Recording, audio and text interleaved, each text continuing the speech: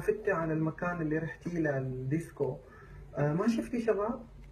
ليش ما مسكتي كل واحد فيهم وسألتي انت شو جاي تسوي هني؟ تتحراهم بنات؟ ليش ما سألتي انت داخل هالديسكو تدور بنات ولا تدور شميلات؟ فايتين على هذا المكان تيدوروا على واحد مش وحدة، بيكون داخل يدور على فرخ، على دلوعة. ليش ما حكيتي عنهم؟ يعني هيدول الناس الستريت يلي هن متزوجين وقاعدين ببيتهم ليه ما حكيتي بالبروجرام ولا في تابو انتم ما بتقدروا تتعدوه؟